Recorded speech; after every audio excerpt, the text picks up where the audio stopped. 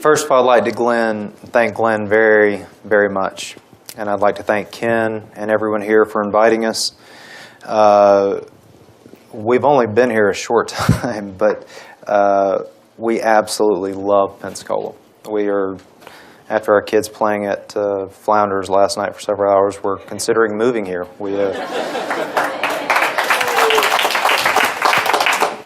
But having been through several natural disasters with John Edwards as a presidential candidate, as a senator, I know how traumatic a pending disaster is, and I just want you to know our hearts go out to you and our prayers go out to you.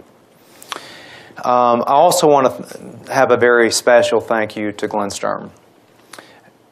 Glenn was the first person, despite all the newspapers and TV reports and nationwide gossip about me, to believe in me and my family and to actively stand beside us when the world thought the worst. In the middle of the chaos, he put me and my wife on a plane to his home in Jackson Hole, and he gave us love and respect and a belief that we could speak truth to the tremendous and intimidating, scary power of John Edwards and his friends. I hope you get a chance to meet him.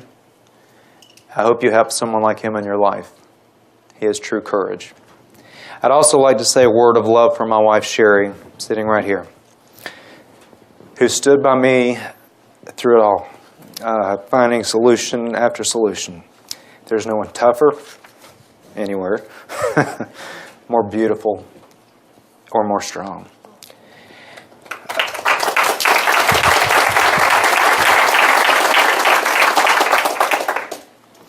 I want to start the speech with a sincere, from the heart apology. I'm truly sorry for taking part in the deception and manipulation that destroyed the chance that my former friend John Edwards had in making our country a better place at a time where it desperately needed strong leadership. I apologize for the distress it may have caused you personally, the thousands of dedicated donors, volunteers, or voters. I can paint it as pretty as I want. I can give reasons for what I was thinking when I made these idiotic decisions. But nothing will justify my actions. At a time when public faith in the political system was at an all-time low, I was sucked into the money and the power of presidential politics. I wanted it all for me and my family, and I participated in a stupid plan to get my guy elected president of the United States, and I dragged my family into it. For all of that, I will always be sorry. At this point, the only thing that I can do is tell the truth, the whole truth, about what happened so that everyone, including me, can learn the lessons that should be learned about the allure of power and how it can corrupt about anyone. Much to my own embarrassment, I'm a classic example of how this happens. And as painful as it is to relive the scandal, my own actions, those of John Edwards, Riel Hunter, or Fred Barron, most of it is in the past, but we must learn from it to make the present better. And although my story is extreme, the gentlemen who are now making a movie out of the book, Aaron Sorkin and Ari Emanuel, said that no one would believe this story if somebody brought it in as a movie script. It's just too outrageous. But this story demonstrates how a split decision that you make can affect the rest of your lives, your loved ones, and many, many, many others. It's how quickly you can rise from somebody in obscurity and how quickly your life can fall apart. Whether you're an airport security guard, an engineer with BP, a CP, a secretary, a minister, a coach, a mother, or a father, you have or will make decisions that will have dire ramifications for others. I know what you're thinking. There's no way I could get in this type of positions, but scandals come in all sizes. And when it hurts somebody you love this much, it's the same thing as the whole country being hurt. The study of ethics and power go back thousands of years. I'm going to take you all from the Greeks to National Enquirer in just a few minutes. So Socrates, around 400 BC, believed that self-awareness will lead a person to do what is good if they know what is right. A leader's poor decisions only come from ignorance. Hedonists believed in immediate gratification. Eat, drink, and be merry. Tomorrow we shall die. But a serious point they made, and it's debated in D.C. even today, is killing a man right if it benefits his country or his republic. Modern studies of ethics of power focus on two theories. Consequentialism. Do the ends justify the means?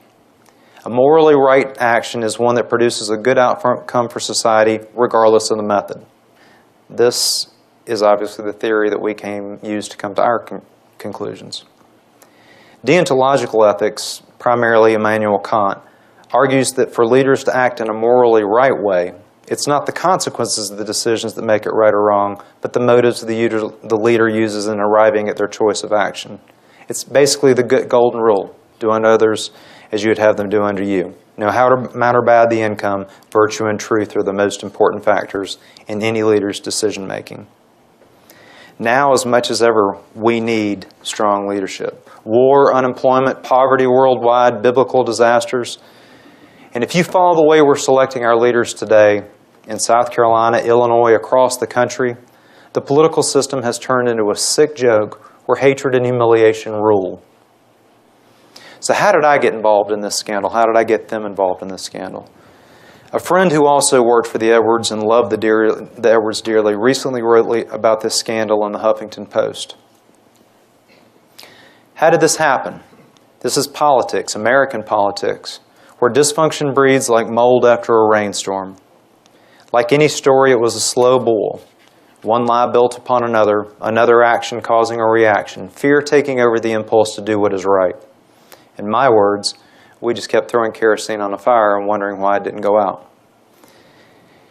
But we can't let the soap opera quality of this scandal or others like it make us ignore the lessons.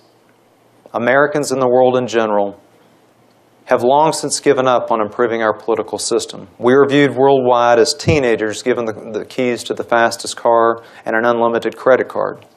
The daily announcements of another politician or business leader's financial impropriety, sex scandal, or ethical violation is ignored. Late-night jokes, tawdry tabloids, blogs and newspapers rain down judgment after judgment. And it causes all of us to look away and act like the leader who caused the latest impropriety isn't like the rest of our leaders or people who are considering for leadership positions. Our most meager of expectations of our politicians are lowered time and time again. And we never stop to examine how we can improve our system so this won't happen again. In this case, my case, we try to act like John Edwards wasn't a legitimate candidate for the White House. Sex scandals have happened over and over again in the United States and the world history, and nothing has changed.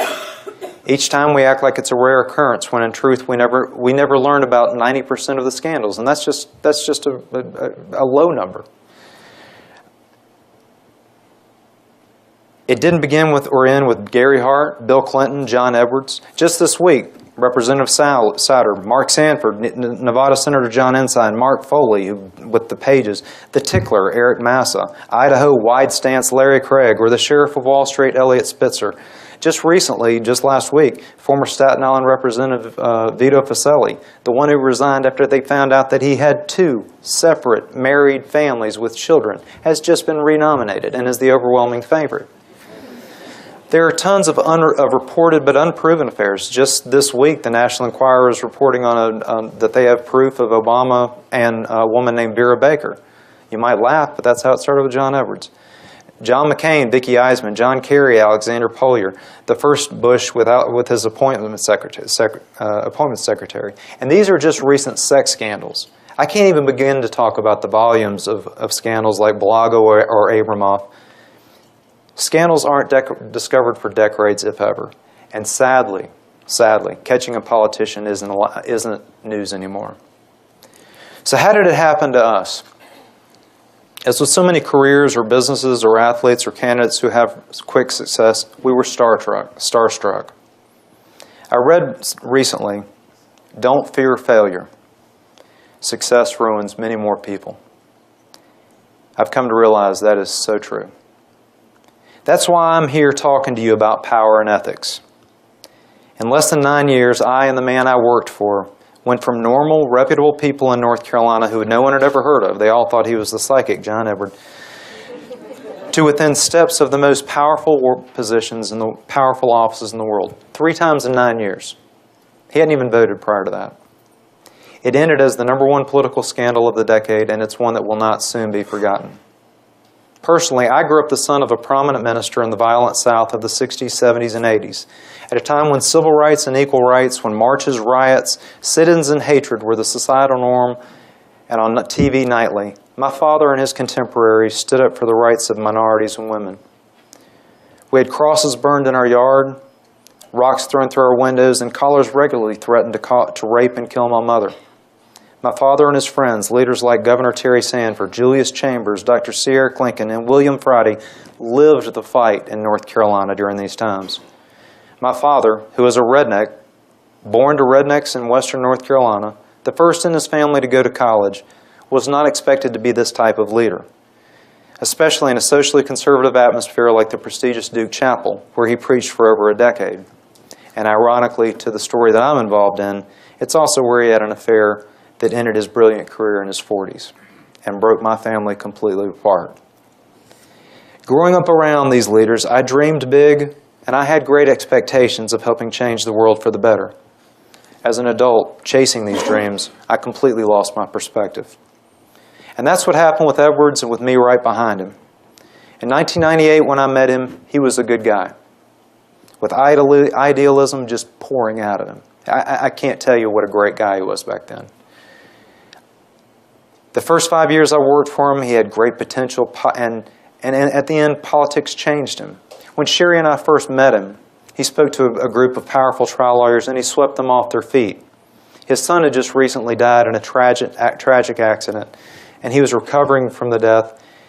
And one day he watched the movie American President. And this guy who had never voted, who had no previous experience, didn't even know what school vouchers were, decided to run for U.S. Senate with the plans of eventually running for the president. No experience. He didn't have any policies, just a call for change, hope, and help for the defenseless. If that sounds familiar, it might be. It came up in the last election. But he had charisma and he had idealism. North Carolinians didn't think he had a shot, so this crowd was kind of sparse. But after a few minutes of talking, he vividly painted a picture of those his campaign, our campaign, would be about. He actually had us all close his eyes with a line and dream about who these people would that his campaign would affect. He closed his powerful speech with a line from Gandhi, that we should be the change that we've all waited for, that we can make things better. He was elected with grand sweeping ideas that made us believe we could work nationally to help people in small personal ways. I felt like he was the JFK of our generation, that we were going to change the world. And soon, after telling my wife, after hearing him speak one time, he was going to be President of the United States, I landed a low-level job and started working my tail off. And it wasn't just me and the lawyers who were starstruck with this new man. Time magazine called him the natural. The Democrats called him the new golden boy. The New Republic said he was a once-in-a-generation talent, more gifted than Clinton. Pat Leahy called him the best debater the Senate had seen in 25 years. And Hollywood and Wall Street loved him. People magazine named him the sexiest politician alive. And overnight, he went from eating buffalo wings with me in North Carolina to having lunch with Warren Buffett, dinner with Warren Beatty and Annette Bening, and drinks with John McCain and Ted Kennedy. And drip, drip, drip, it started. John and Elizabeth Edwards both began to see themselves as larger than life and entitled to anything. And instead of seeking to serve the nation, they began to expect to be treated like royals who should be granted every wish because they were willing to share themselves with the world. And we all enabled them, sharing their bright visions of saving the world and our dreams of sharing that with them. I would go from getting gigantic donations or pulling off some minor miracle, we need a jet in 30 minutes in Port St. Lucie, to, Andrew, can you pick up Kate at the airport? I don't want her to have to take a taxi. Or one day after I'd just gotten a $2.25 million donation to permanently endow the Poverty Center at the University of North Carolina. Can you clean up my house? How about picking up a Christmas tree for us? If you don't do it, I'll have to, and I won't have time for this meeting. I love you, man. I love you. Do it for the cause. We're all sacrificing. We all acted as enablers. We took one for the cause by making excuses for broken campaign promises, ignoring constituent requests to focus on bigger matters, or did embarrassing personal favors. We rationalized this was for the cause, but it was also a once-in-a-lifetime chance to work with a viable world leader who could affect positive change. And it worked. He was fast-tracked to the presidency by us, and then by political superstars like Ted Kennedy and John McCain and others, and then by the national media. And although he was an overnight star, John was frustrated by the reality of being a senator. He found out legislating is mind-boggling slow, and that he had to spend time with the people he represented, those down-to-earth folks. He wasn't crazy about that. Fundraising took 40% of his time, and he didn't like begging for money. He had to compromise his ego and values to get anywhere or anything in the Senate. And in the beginning, he hated D.C., which is 6 square miles of ego where everyone thinks the world revolves around them. There's an old joke that the first thing every senator sees in the morning is a future president in the mirror. Soon he asked me to come to D.C. to be his assistant, and I almost got fired in my first couple of days. I accidentally was using the line reserved for other senators in the White House to call the senator. All of a sudden, the senator's private door boomed open. I had 2 phones on each ear, and the buzzer was ringing that I didn't know what it meant. And Senator Kennedy was screaming at me, holding a huge dog, about how I was keeping him from making John Edwards president because I didn't answer, and I'm paraphrasing here, the gosh darn phone. The next day, I saw a very different, friendly Kennedy, who asked me how my first week in D.C. was going. I told him he'd had a couple of bottles of wine, so he was a little bit more friendly.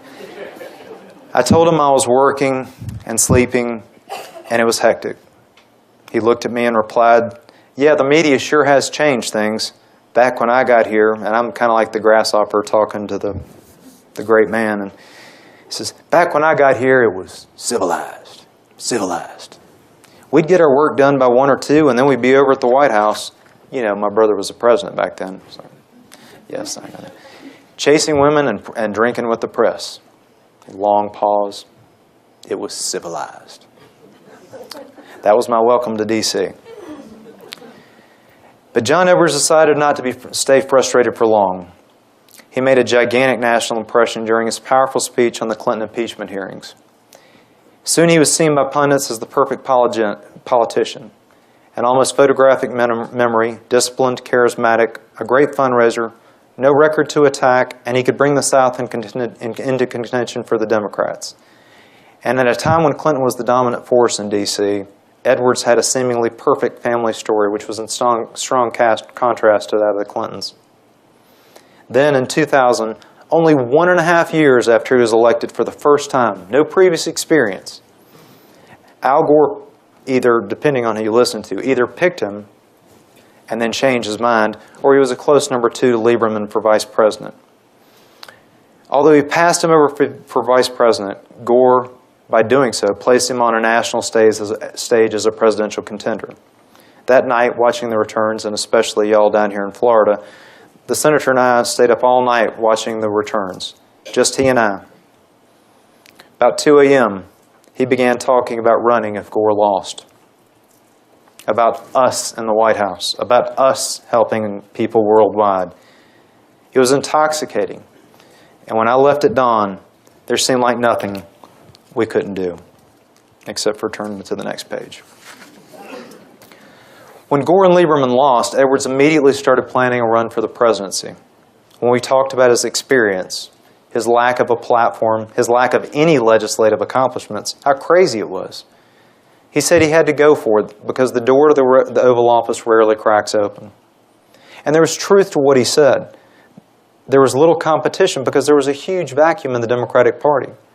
Edwards had that Clinton populism down, and he promised to finally start reading the daily briefing books and those little security reports that he got daily.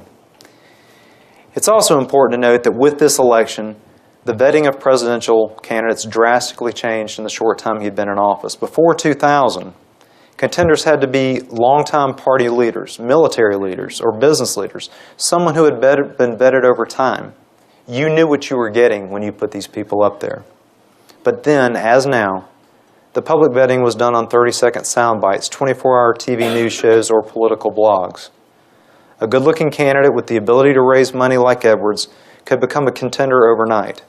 Experience was now a liability because the other side could attack voting records on key issues like votes on partial birth abortion, Iraq, or taxes. The overwhelming influence of the internet and the 24-hour news cycle has united and educated our country in many ways, but it has very much divided us in many other ways. The hatred in politics is now palpable, and politicians rarely are respected.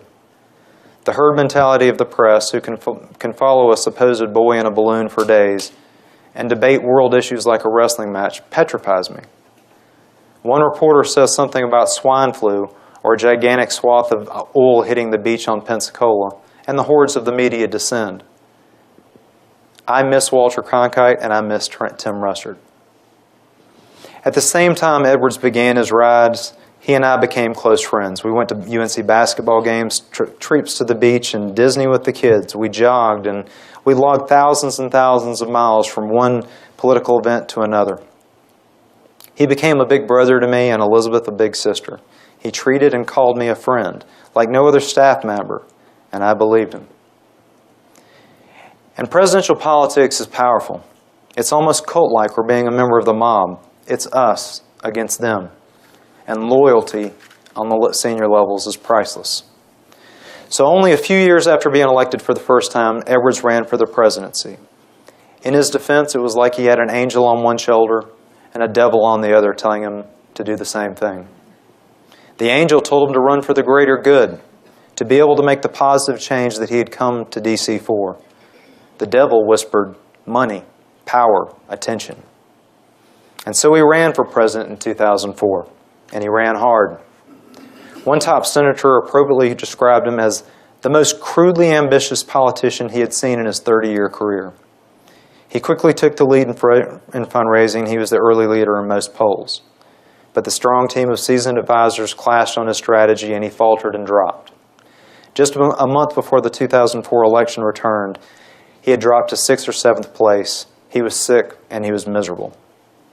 He called me one night, and we talked about he wasn't being himself, how angry he was with his advisors, and he said he was going to stop listening to them. The next interview I saw with him on the next day, he was back, still sick, but he was back. He was in New Hampshire on the CNN campaign bus with Tucker Carlson and Paul Begala, and he was on fire. In weeks, he went from 6th or 7th to within the margin of error with Kerry and narrowly lost. His ascent was so rapid that pollsters told us he would have won if the caucuses had only been held 2 or 3 days later. Many forget, but there was a widely reported affair between Kerry and Alexander Polier, another staffer, that almost handed us the nomination. But we were broke in New Hampshire, having invested all of our money in Iowa. Literally, when he landed in New Hampshire, I couldn't pay for the rental cars to pick him up.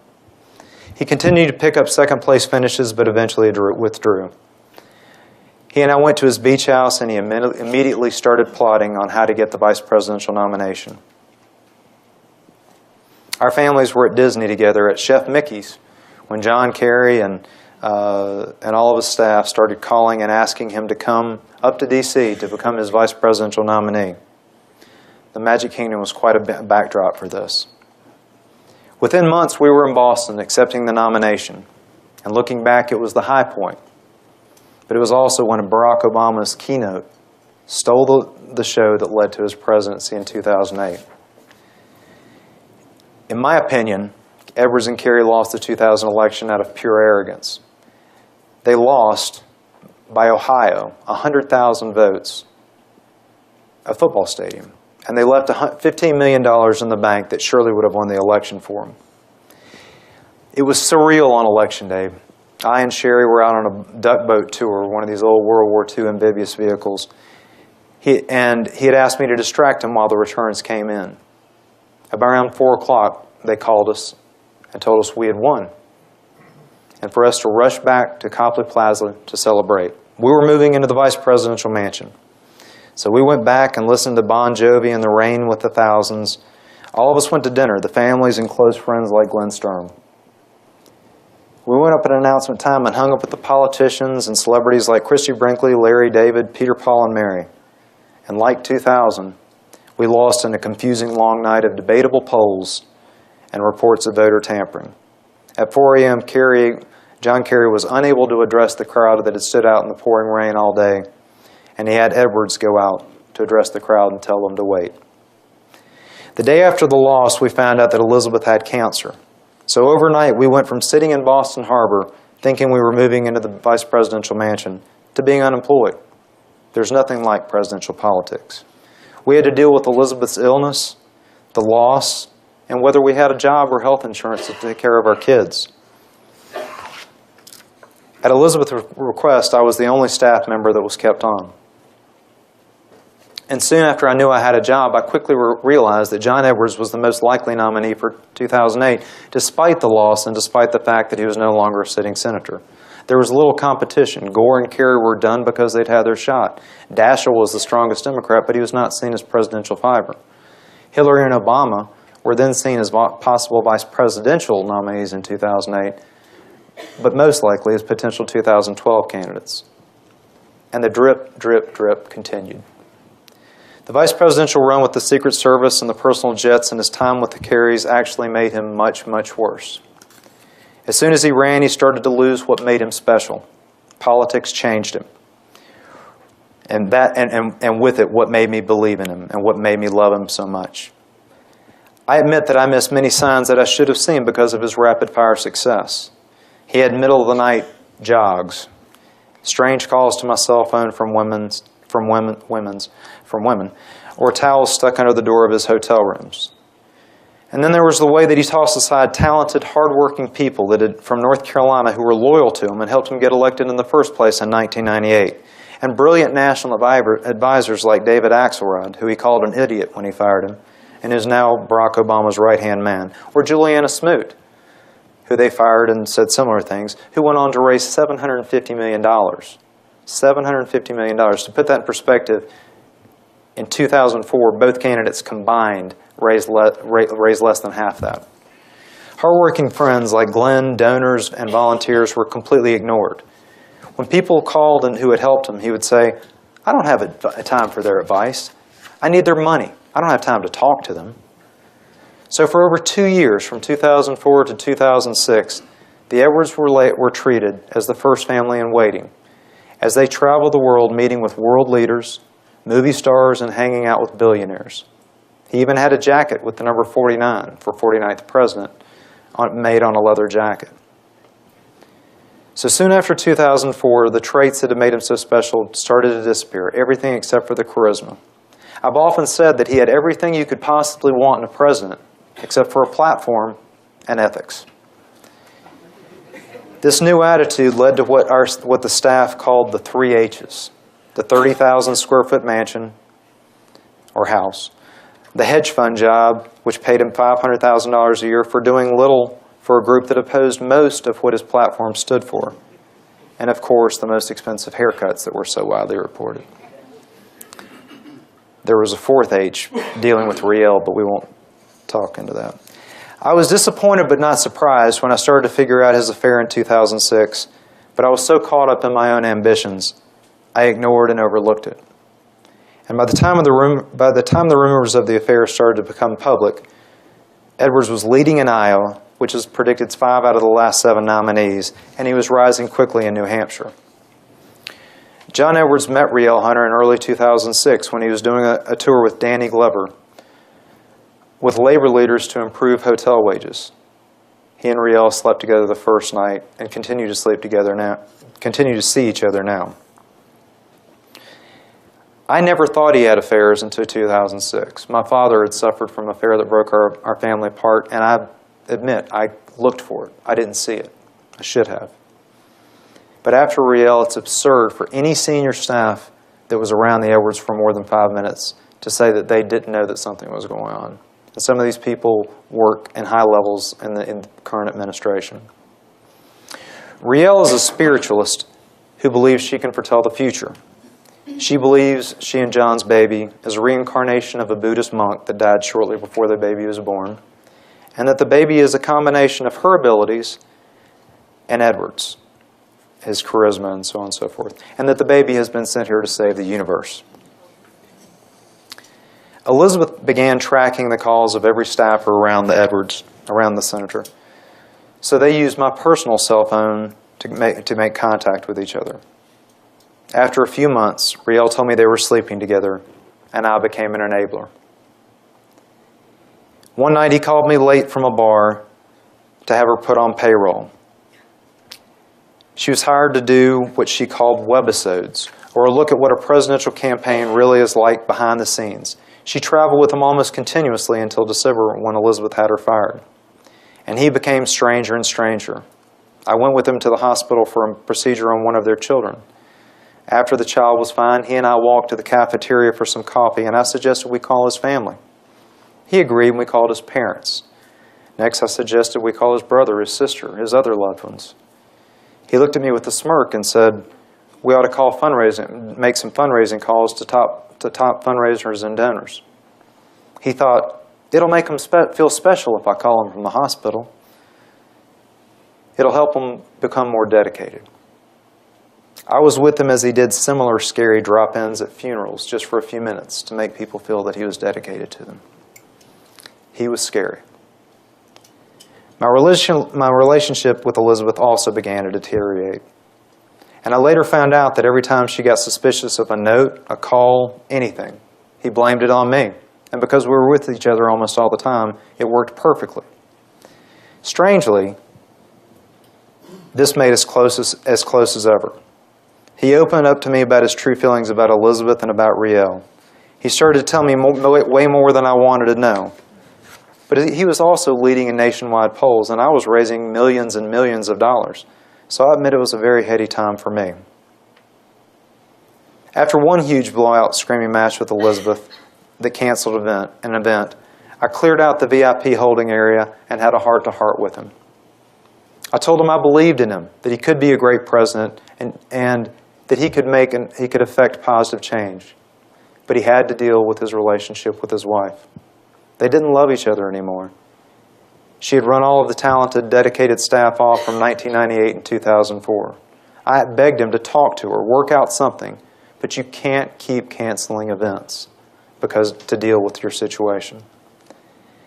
I said this to him, and even as far gone as he was, I was still shocked when he responded, Andrew, I can't divorce her. She's more popular than I am in Iowa and New Hampshire. I looked at him shocked.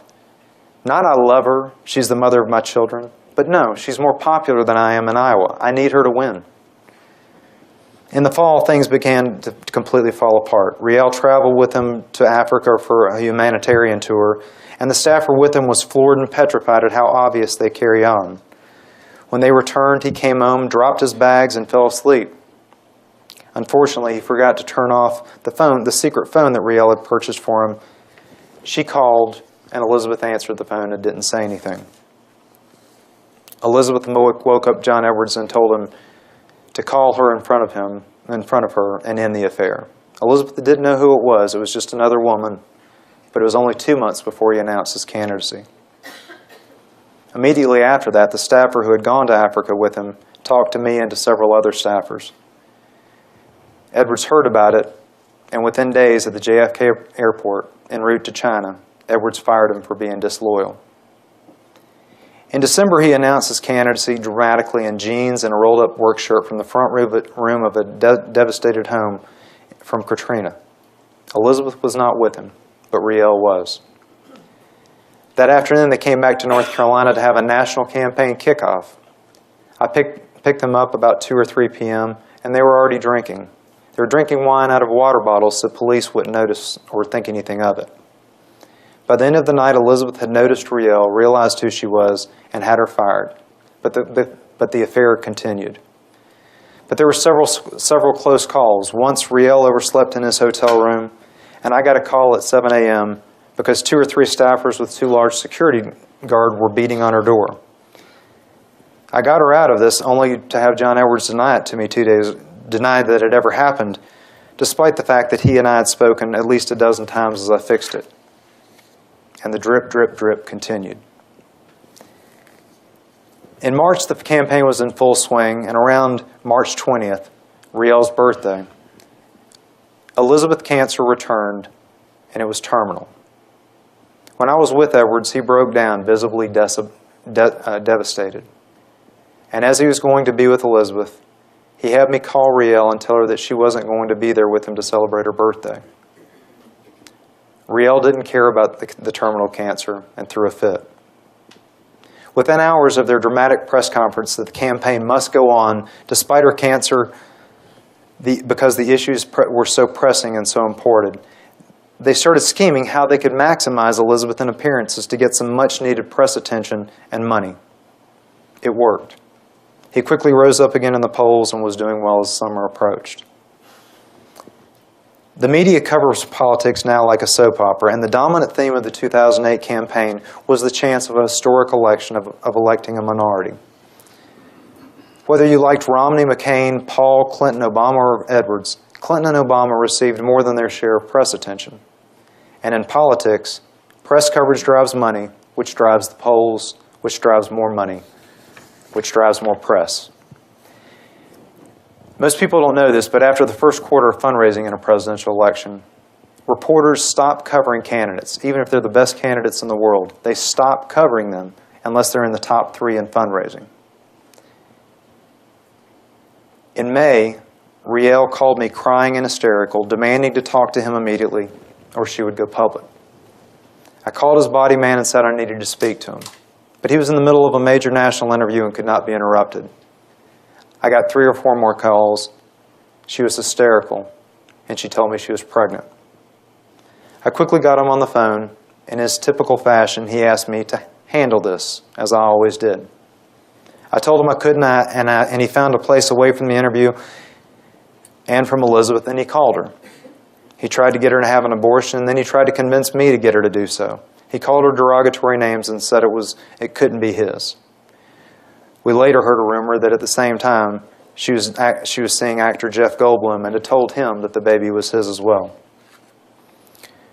When she refused to have an abortion, it was clear John Edwards needed money to take care of this, and he asked me to find it.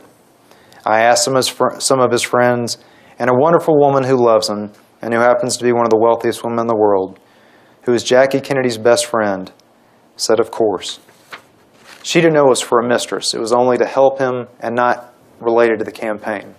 And she soon sent hundreds of thousands of dollars, close to $1 million. The Huffington Post and the National Enquirer somehow heard rumors about Riel, and the Enquirer sent dozens of reporters out. They found Riel in New Jersey, and Edwards called me and asked if she could come stay with Sherry and I for a short time. She came, and she didn't leave for almost a year. And this is where it gets bizarre.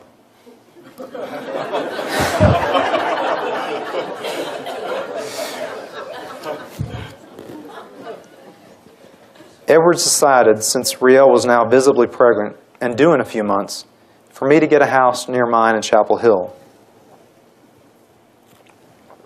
That way, whenever he was home, he could act like he was coming to see me and actually go visit her. At this time, he was really heating up in the campaign and the polls, and Elizabeth was tremendously popular. And then the National Enquirer caught Riel and took a picture of her visibly pregnant within miles of our house and within miles of Edwards' house. We live like 2 or 3 miles apart. I should note that the mistress of the universal health care that promoted universal health care, his mistress didn't have health insurance, but that's another matter. That night they came to mine, Sherry's house, and when we caught them taking pictures of our children through the window. We knew the charade was coming to an end.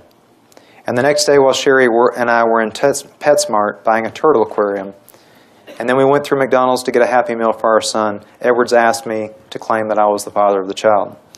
For any of y'all who are in a situation in the future, asking your wife in the McDonald's Happy Meal line is not a very good place to ask. So that was how the drip, drip, drip ended up with my family being asked to take one for the team. He threw in the soldiers in Iraq, for the millions in poverty, so that his dying wife wouldn't find out, for loyalty, for my job security, for a bright future for me and my family. And we only had a few hours to make a decision. It was surreal and scary. And when he said, we just can't tell Elizabeth about this affair right before she dies, all 3 of us, Sherry, Riel, and myself, agreed. We followed the time-tested plan of dealing with any ethical dilemma, just like Clinton, Tiger, Wall Street, or BP right now. We ignored, denied, covered up, blamed others, and hired a bunch of lawyers until we were forced to tell the truth. And the crazy thing, everybody asked me, how the heck did we think this would work? The crazy thing is but for the National Enquirer, this story worked. From December, before the caucuses started, until Obama was elected, July 22nd, he was the leading nominee at times for president or a shoo-in for vice president or attorney general. But for him being caught at the Beverly Hilton, he probably would be attorney general right now. Over time, I realized I had placed us directly in the middle of a plan to game the presidency, and we were between 2 billionaires, several millionaires, and many very powerful people not wishing us well. We were justifiably scared for our lives. We got the kids packed, the animals all sheltered, and we disappeared on a private jet early in the morning. We could go wherever Riel wanted, and we did. From fancy penthouses in Miami to a gigantic estate in Aspen to San Diego, and then finally to a Santa Barbara $20,000 a month rental that Riel insisted on because it had the right energy and it was close to her spiritual advisor. Of course, Edward's lost and dropped out in January, and the baby was born in February. And then he and Riel both stopped speaking to Sherry and I. They were done with us. And we were told to sell our house in North Carolina, move somewhere else, and never come back. He was now the leading contender for vice president. Both Clinton and Obama made trips to his Chapel Hill home courting his support. He planned on using his delegates to get them to name him vice president. He had a bunch of delegates. He planned on the split convention, and he thought that he could walk in and pick who the actual president would be. He and Obama really hit it off, playing horse in the Edwards indoor full-length basketball court. I don't think he and Hillary played horse. In June, after not hearing from for about 3 months, I demanded a meeting, and we met in the River Inn in Georgetown. He was 2 hours late and cocky because of the standing ovations he had just received as a stand-in for Obama. I was furious, and we almost got in a fistfight. I told him how much he had changed and how disgusting it was that he now treated people who loved him as disposable. It hit a nerve, and the next day he called me and told me repeatedly he wasn't sure what he was going to do about how I spoke to him. It was a threat. He was on top, and he was untouchable. The next month he was caught at the Beverly Hilton with his mistress and child. He soon did a dramatic interview on ABC, which still implied I was the father. Soon after that, the grand jury asked me a bunch of questions, and his career and his popularity plummeted. Still, we continued to receive threatening emails and phone calls from Edwards and their supporters, blaming us for all that went wrong. Then Glenn called and brought us to Jackson Hole. He helped us learn that we could and should tell the truth, despite how scary the Edwards power was. But I waited for over 2 years, giving Edwards a chance to tell the truth. And he didn't, until just a few days before my book launched. And even then, he didn't do it himself. He hired a surrogate to do it for him. And then he went to Haiti, supposedly to do help. Almost a year ago exactly, we finally decided to write our book. The book launched in January with an hour-long special on ABC and was accompanied by a lawsuit from Riel. Within 3 days, the book was number 2 on the New York Times bestseller list and hit all the nationwide bestseller lists in a week. I was on Hardball, Good Morning America, Oprah, and had to have 40 million listeners on BBC. I was a little scared. Now, Aaron Sorkin, Ari Emanuel, and Scott Rudin are making it into a feature movie. It didn't all go smoothly. Oprah and The View scared the heck out of me. George Stephanopoulos gave me a hard time, and I wanted to remind him about his work with Clinton and Paula Jones, Jennifer Flowers, and Monica Lewinsky. And about how he had talked in his book, and this is something that was true from him and true for a lot of people who work for powerful people. How he talked in his book about when you're working for somebody like that, you balance working for something that can dramatically impact the world and how you can help people, and how in that position you see that the people that you are working for are human and have frailties and weaknesses and fights and adultery. And you balance what's more important. George and I both chose wrong. During one of our last interviews about a month ago, I forgot my shoes and had to go on national TV with borrowed dirty cowboy boots. Immediately after the interview, my mom called me and said she didn't quite love that. The celebrities, the $500,000 jobs, and the adoring crowds are long gone now, and they've been replaced by regular jokes that make fun of him. His joke is almost a pejorative adjective now. But the causes that we fought for remain. $40 million in poverty, health care war, on and on. There's a popular song out right now that says, "We are all just one phone call from our knees." When I hear that, I think of how we build our storm-proof homes, build our bank accounts, and inoculate our children. And all I think about when I see these disasters is something that he used to say, "There, but for the grace of God, go I." He used to close his speeches with, "I have learned 2 lessons in life. The first is that heartache and struggle will always be with us. We can never make it go away. The other is that people of strong and goodwill can make a difference. One lesson is a sad lesson. The other is inspiring. I choose to be inspired." For all of John Edwards' flaws, he could inspire people to do good things for others. We need that now more than ever. I have to believe that for me and for all of you, despite all the things that we're going through right now, there are better things ahead, and that we need to try to learn from this part of history. A place like Washington, Wall Street, here, or Chapel Hill, our home, must start and end with integrity and leaders and their support staff. There's no shortcuts. This has lessons for us all. Power corrupts on all levels. And you too, whether you think that something like this could happen to you, it might happen on a much lower level, you too can make a decision that can impact and hurt many, many others, and do it without really thinking that it will. I hope you all have learned something from the pain that we've gone through. Thank you for having me tonight. And again, I apologize for my part in this. I'm honored to be here. And I'm happy.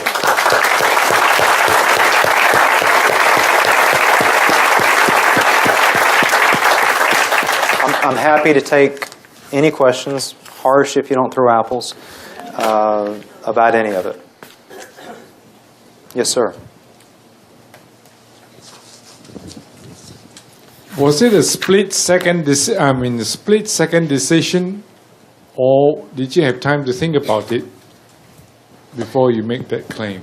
We had about 6 to 8 hours, which I would consider 6 to 8 decision. I believe it was a split-second decision. When you're making a decision with those type of ramifications, we had about 6 or 8 hours because we thought that the National Enquirer was coming out the next morning with the pictures of Riel and the pictures of our family. That's not an excuse. We made an awful and stupid and wrong decision, but it was a very short time. So, yes, ma'am. I usually get asked, what the heck were you thinking? But I grew up inside the Beltway in McLean, and I saw firsthand. I mean, you couldn't pull out of the driveway without hitting a politician. And you should have. So I saw what their lifestyles and their children, and Right. and you were in it for years. You pretty much knew that going to funerals and saying hi and that sort of thing, that was pretty much modus operandi Right. for politicians. So Right. that was nothing new. Right. I think it's probably easy for all of us to be revisionist and periodically vilify somebody because we had a hard time with them. Right. Should we vilify him? Should we vilify you? Should we vilify neither of you? I don't think vilifying is the answer. Both of us. I admit my culpability. It's not so black and white. But my question is, at what point did you see, or did you take off the rose-colored glasses and see? It was like a communist parade in Beijing. There was red flags everywhere. At what point did you see that parade? He had always been an arrogant man, but it was kind of different with me because he would sit there and he would do some real asinine thing, but because I was like a little brother to him, when he was with me, he was different, and so I would. I'm not trying to evade the question. I'm trying to explain it. So I would see him do something to somebody, like when he fired Axelrod or Juliana.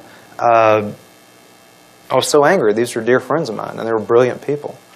But then he would turn right around and do something charming or great, and it was a mixed bag. And it was like he had split personalities.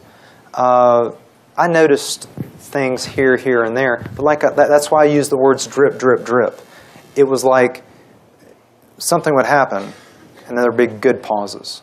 And then he would walk out in front of these crowds, and he would give this speech where you would just believe. You know, John Edwards had a gift that few people have of making a crowd. And some people have seen him when he looked like a used car salesman. He was either on or off. There wasn't an in-between.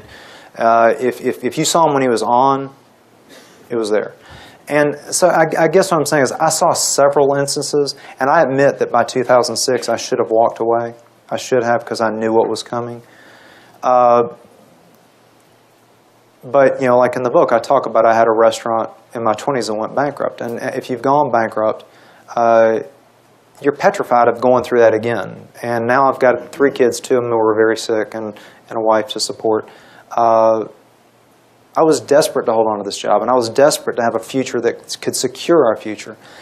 Should I have left? Yes. Did I? No. And there were several other people who didn't. What gelled it? What gelled that moment when you said, that's it?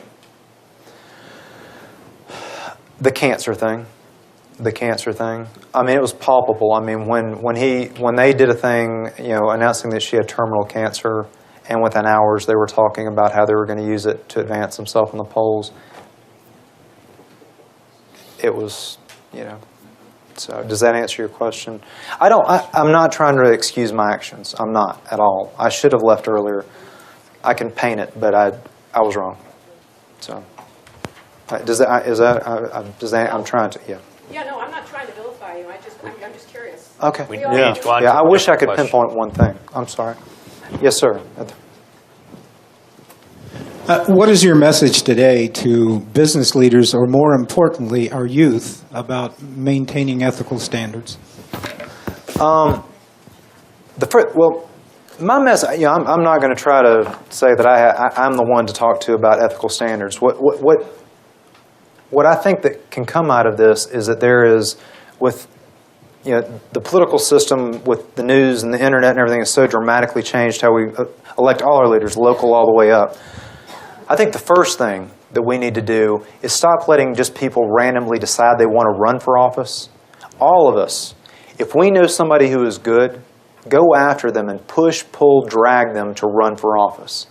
Politics has become a system of multimillionaires who are just running for office for the fun of it. If you know somebody who has the ability and the ethics and believes in things, ask them to run, beg them to run, and support them when they do. If you don't do that, and you're left with these with the 2 or 3 decisions that we have to choose between somebody, ask both sides the hard questions. You know, we ask them about how they feel about school or this or that. Ask them difficult questions, both sides, your candidate and the other one. And I think that there's also, you know, there's transparency on that side, but there also has to be a transparency on the other side. Do you really want to elect somebody who is holier than thou to run in politics? I mean, it's a dirty game. You know, Barack Obama dealt with his drug use, and he went on early on, and he went on to become president of the United States. Giuliani dealt with a lot of issues, and he's still considered a viable candidate in a number of regards. But my message is not about ethics or so on and so forth. It's more about ethics of power of leaders. And I think that the system that we have right now, Iowa and New Hampshire are not representative of the United States at all. They're like 98% white, 98% middle class. It makes no sense for those 2 states to dictate who our leaders are. I think we need to change the system.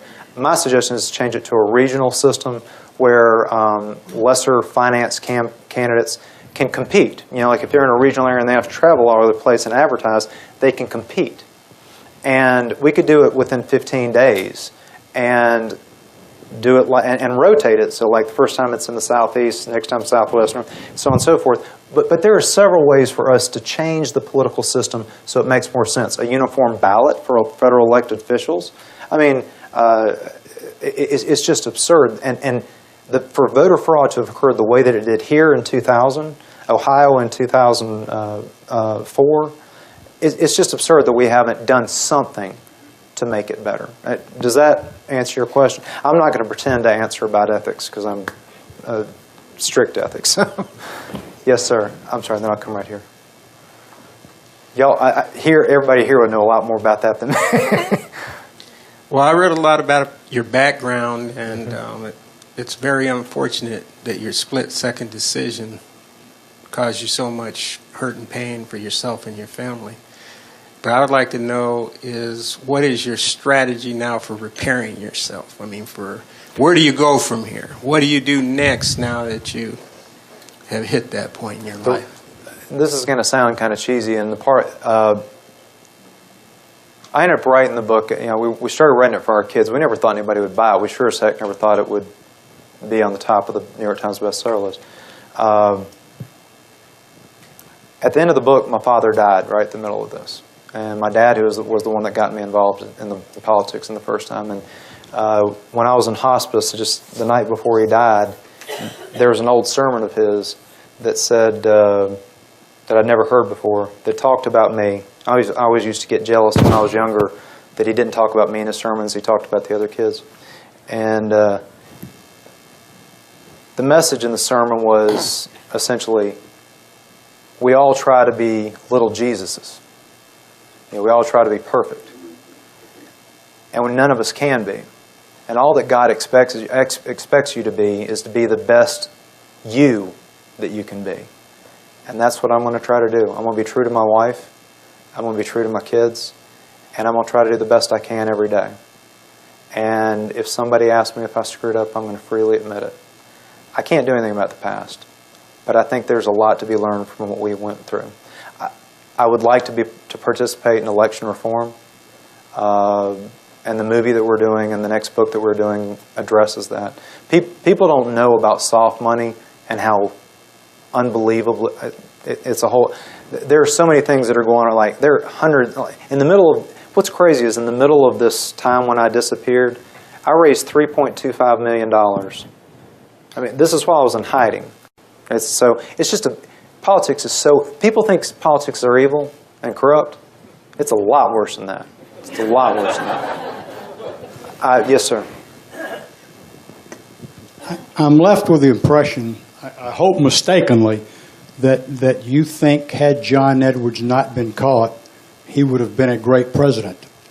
And I guess if that's true, well, whether it's true or not, my question to you is at what point does a man's private life exceed his public life?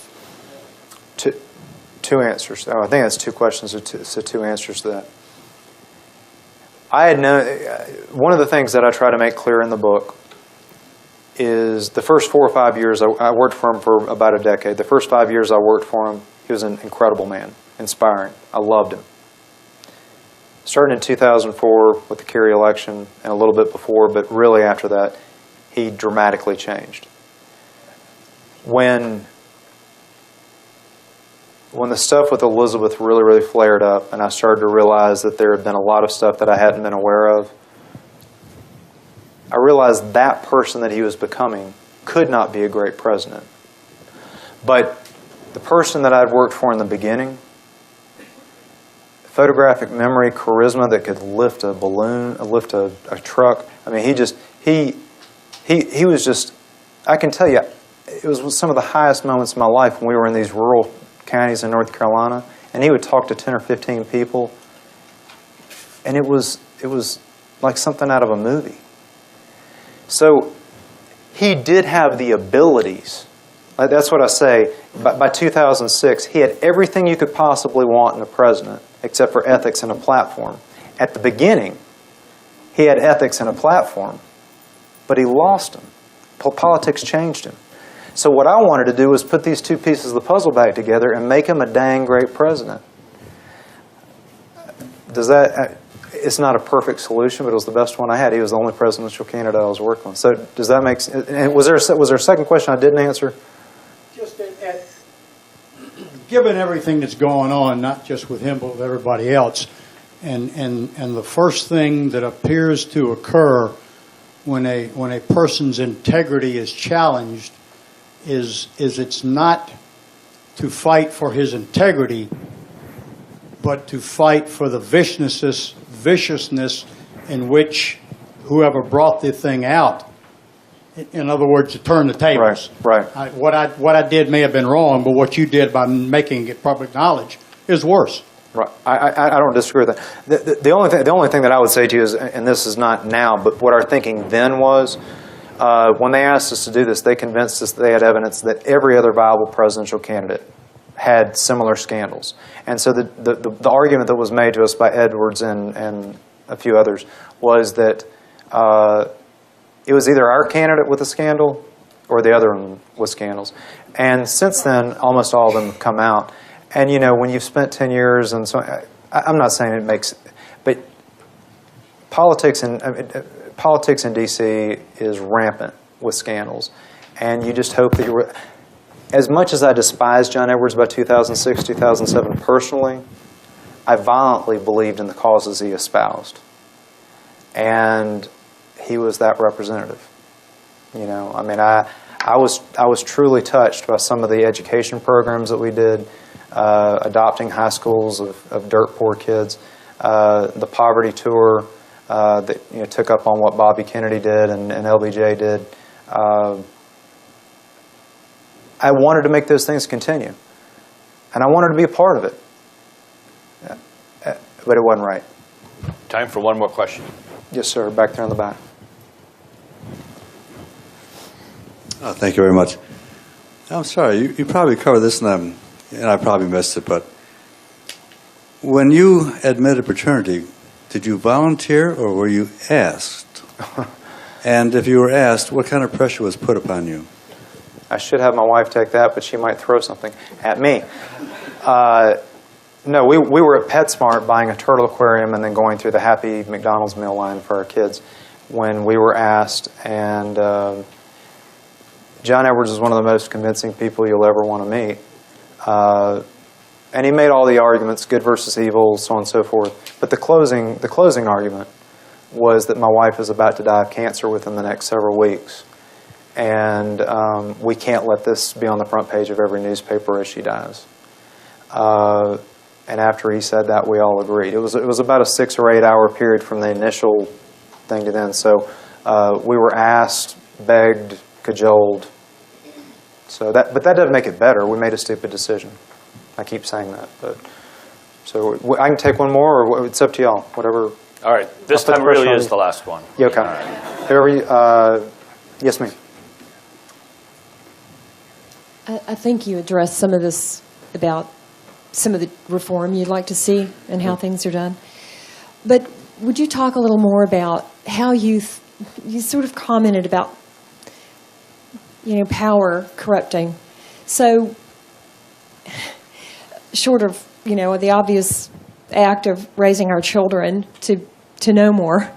So when they're in these positions. Well, that's a long-term solution. That's not a short-term solution. Yeah, Yeah, but how do we keep people in office who, as you said, he started out wonderfully. I mean, you loved his platform. He had all of the tools. And how do we help, how do people not buy into the power and become corrupted by it all? I think there's a couple things. One, I think that people that contact and work with and write in about politicians, journalists included, the vitriol needs to be removed. We need to demand that networks like Fox, NBC, CNN report the news, not their opinions. Because what it is right now, the politicians, from state senators to presidential candidates to senators, respond to this, and it's no longer about the issues, it's about us versus them. And what that leads to, and what's crazy is in D.C., these guys will be screaming at each other on hardball, and then an hour and a half later they'll be having drinks at the Monocle together playing cards. And it's just a show like wrestling. I mean, it's crazy. And so I think the first thing that I would say is, one, demand that the media go back to treating politics not like a soap opera, but an issue-oriented that affects all of us. Get the hatred out of it, and put respect back into it. The second thing that I would argue is that we need real vetting of all candidates. There ought to be a basic form that everybody who wants to run for president has to fill out. I have to fill it out to get a YMCA card. And I think that the debates have become ridiculous now. We have 12 or 13 people up there in the early debates, and it's a waste of time. We need to have the debates start early so that by the end of it, we really know who it is that we want to represent. I have a crazy idea that a lot of people disagree with, and there's a lot of legal problems with it. But I think that, but it's something that could get worked through. Right now, we are ended up left with 2 candidates for major offices. I'm not suggesting a third party, but I'm suggesting that whoever is the third most popular candidate, whichever party they're in or whether they're in a party or not, that they get not public funding because we don't have the money to do it.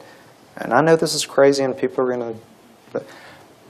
But we demand that the top 2 candidates give 5 or 10% of however much they raise to this third candidate. That can be that. I'm sorry. Well, there's a lot. It's not working now. It's not working. I'm sorry. It's not working now. But it would never be passed. But it could work. And that third tier candidate might not win. But he could inject the arguments that are left out. Because what it is right now, the candidates run to the right or run to the left to get elected. And then they run to the middle to win the general. And if we have a third tier candidate, you know, I never thought that Barack Obama would win North Carolina. I grew up in Jesse Helms, with Jesse Helms in North Carolina. So things can change, but it'll only change if people get involved. And we were talking last night about, we've been through several disasters, and we were talking about what y'all are going through right now here. I would encourage y'all have. Collectively, y'all have so much power, and this place has so much brain power. You know, being somebody who worked with John Edwards through several disasters, let me tell y'all, when y'all call, email, write, Facebook, Twitter, their offices and shut them down, they get scared. They get scared. So I would encourage y'all with this. After what y'all went through last week, and this Herb, we went to the restaurant the other night. They were like, it looked like our house, 20 media trucks outside. I would encourage y'all, use every organization you're in, whether it be your church, AARP, anybody that has a substantial numbers, to call not just your local leaders. Call people in Iowa. Call people who are thinking about running for president. Call, email, text them. Write a script for other people to send and bombard the heck out of them. And demand town halls and demand accountability for how the money's being spent. It's beyond me why the local money that BP's spending is not being given to the local people. Y'all know this area better than BP does. But that's just my personal opinion. On that note, let's thank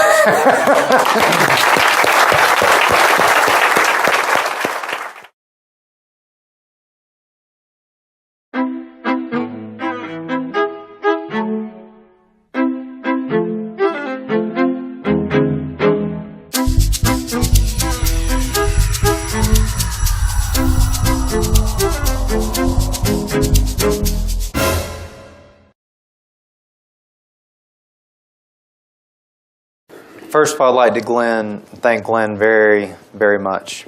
And I'd like to thank Ken and everyone here for inviting us. We've only been here a short time, but we absolutely love Pensacola. We are, after our kids playing at Flounders last night for several hours, we're considering moving here.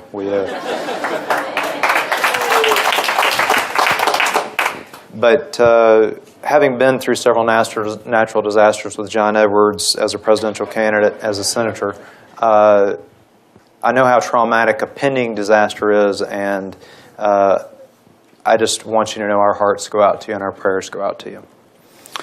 I also want to have a very special thank you to Glenn Sturm.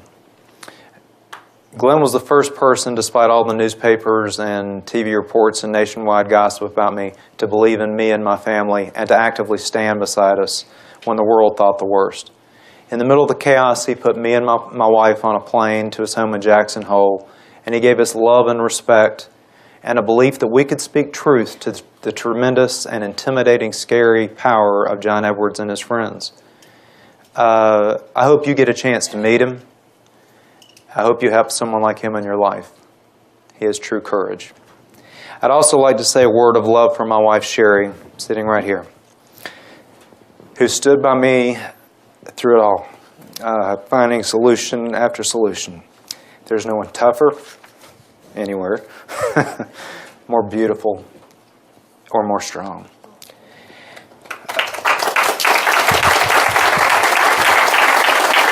Families with children has just been renominated and is the overwhelming favorite. There are tons of reported but unproven affairs. Just this week, the National Enquirer is reporting that they have proof of Obama and a woman named Vera Baker. You might laugh, but that's how it started with John Edwards. John McCain, Vicki Eisman, John Kerry, Alexander Polier, the first Bush with his appointment secretary. And these are just recent sex scandals. I can't even begin to talk about the volumes of scandals like Balago or Abramoff. Scandals aren't discovered for decades, if ever. And sadly, catching a politician isn't news anymore. So how did it happen to us? As with so many careers or businesses or athletes or candidates who have quick success, we were starstruck. I read recently, "Don't fear failure. Success ruins many more people." I've come to realize that is so true. That's why I'm here talking to you about power and ethics. In less than 9 years, I and the man I worked for went from normal, reputable people in North Carolina who no one had ever heard of, they all thought he was the psychic John Edward, to within steps of the most powerful positions and the powerful offices in the world. 3 times in 9 years. He hadn't even voted prior to that. It ended as the #1 political scandal of the decade, and it's one that will not soon be forgotten. Personally, I grew up the son of a prominent minister in the violent South of the 60s, 70s, and 80s, at a time when civil rights and equal rights, when marches, riots, sit-ins, and hatred were the societal norm and on TV nightly. My father and his contemporaries stood up for the rights of minorities and women. We had crosses burned in our yard, rocks thrown through our windows, and callers regularly threatened to rape and kill my mother. My father and his friends, leaders like Governor Terry Sanford, Julius Chambers, Dr. C. Eric Lincoln, and William Friday, lived the fight in North Carolina during these times. My father, who is a redneck, born to rednecks in western North Carolina. How did this happen? This is politics, American politics, where dysfunction breeds like mold after a rainstorm. Like any story, it was a slow boil. One lie built upon another action causing a reaction, fear taking over the impulse to do what is right. In my words, we just kept throwing kerosene on a fire and wondering why it didn't go out. But we can't let the soap opera quality of this scandal or others like it make us ignore the lessons. Americans in the world in general have long since given up on improving our political system. We are viewed worldwide as teenagers given the keys to the fastest car and an unlimited credit card. The daily announcements of another politician or business leader's financial impropriety, sex scandal, or ethical violation is ignored. Late-night jokes, tawdry tabloids, blogs and newspapers rain down judgment after judgment. And it causes all of us to look away and act like the leader who caused the latest impropriety isn't like the rest of our leaders or people who are considering for leadership positions.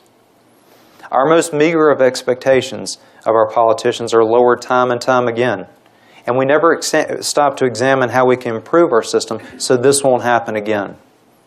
In this case, my case, we try to act like John Edwards wasn't a legitimate candidate for the White House. Sex scandals have happened over and over again in the United States and the world history, and nothing has changed. Each time we act like it's a rare occurrence, when in truth we never learn about 90% of the scandals, and that's just a low number. It didn't begin with or end with Gary Hart, Bill Clinton, John Edwards. Just this week, Representative Souter, Mark Sanford, Nevada Senator John Ensign, Mark Foley with the Pages, the Tickler, Eric Massa, Idaho Wide Stance Larry Craig, or the Sheriff of Wall Street, Elliot Spitzer, Just recently, just last week, former Staten Island Representative Vito Facelli, the one who resigned after they found out that he had 2 separate married families. A CP, a secretary, a minister, a coach, a mother, or a father, you have or will make decisions that will have dire ramifications for others. I know what you're thinking.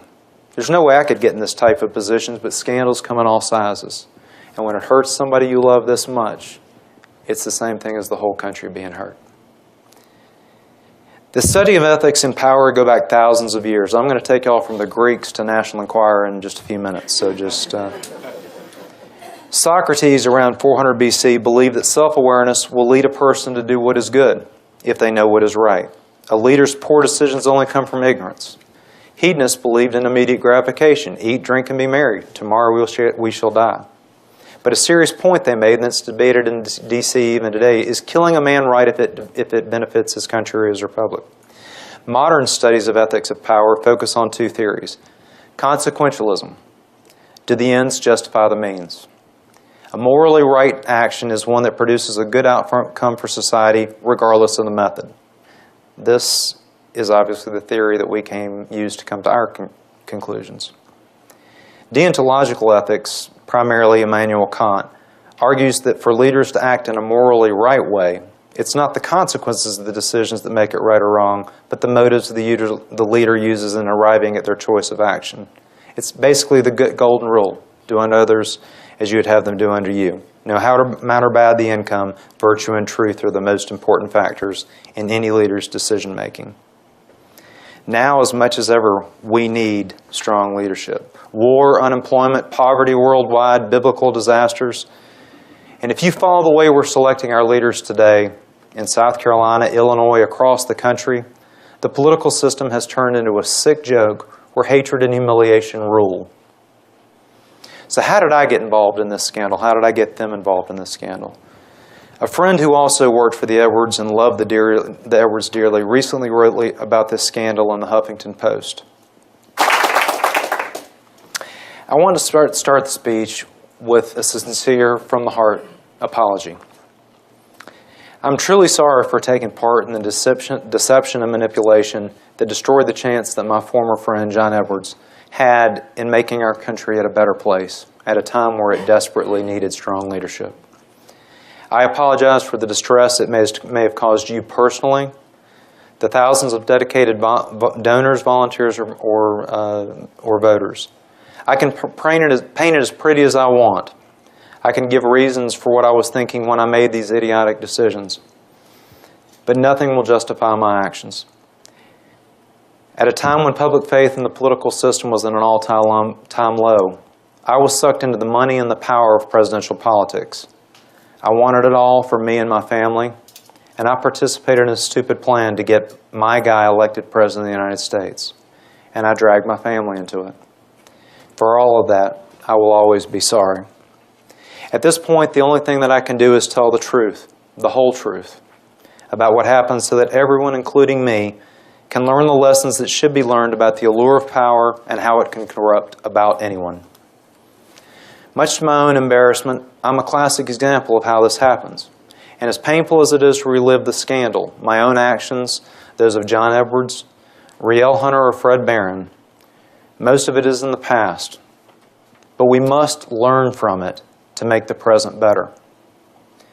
And although my story is extreme, the gentlemen who are now making a movie out of the book, Aaron Sorkin and Ari Emanuel, said that no one would believe this story if somebody brought it in as a movie script. It's just too outrageous. But this story demonstrates how a split decision that you make can affect the rest of your lives, your loved ones, and many, many, many others. It's how quickly you can rise from somebody in obscurity and how quickly your life can fall apart. Whether you're an airport security guard, an engineer with BP,